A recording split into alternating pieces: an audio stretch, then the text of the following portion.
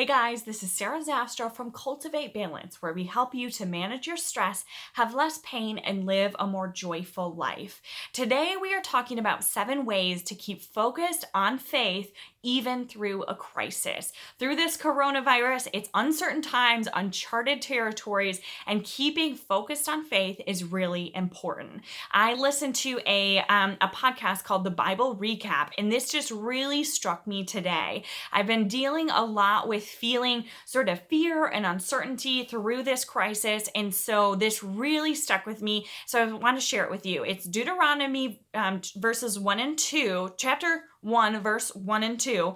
And again, this is from the Bible Recap podcast, and it's fear always magnifies the enemy and diminishes God. So when we are fearful of the times, of the coronavirus, of the times ahead, things like that, that is certainly where I'm at right now, kind of treading through those waters. And so it's important to realize that it magnifies the enemy and it diminishes God. And that just really struck a chord with me today because it's certainly something that I needed to hear. I am definitely a believer that God sends you little messages, and if you're self-aware enough and you're searching for them, you will find them, and it's exactly what you need to hear. And you guys, that struck a chord with me today. Fear always magnifies the enemy and diminishes God. That was so interesting.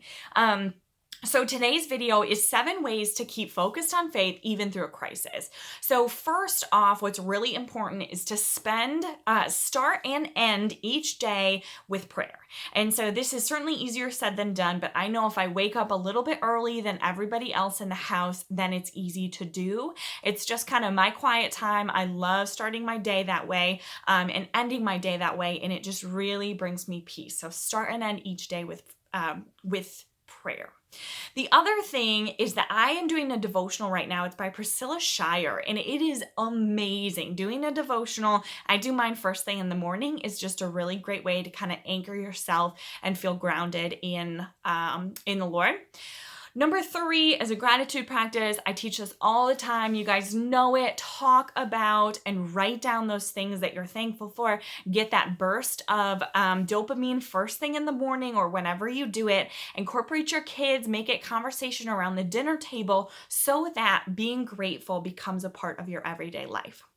Number 4 are faith-based podcasts. This is something really interesting. I love just turning one on. I stick my phone in my pocket and keep doing what I'm doing. So the one that I listen to that is it talks about scriptures from the Bible is called Bible Recap.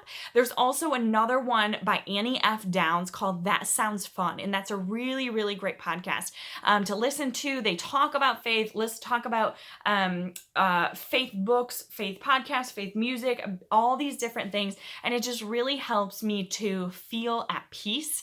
Another one called The Happy Hour with Jamie Ivey. Again, it's a really just great podcast, and they don't necessarily talk about the Bible and scripture and different things like that, but just talking about what it's like to live a life of faith and a life through Christ. So those are both really good ones.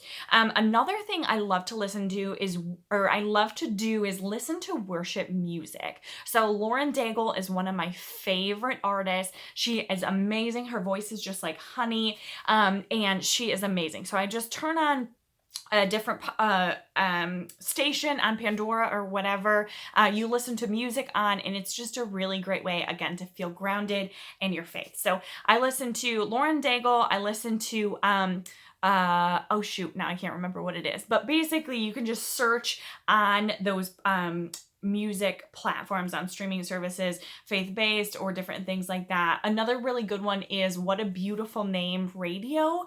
I absolutely love that station on Pandora.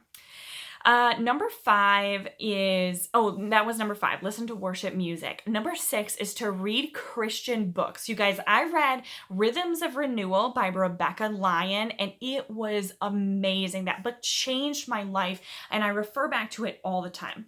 And then number 7 is get your family involved. So get your kids involved in that gratitude practice and reading those books and listening to those podcasts and listening to music, and it will really hit home. You guys have a great week, and we'll see you later.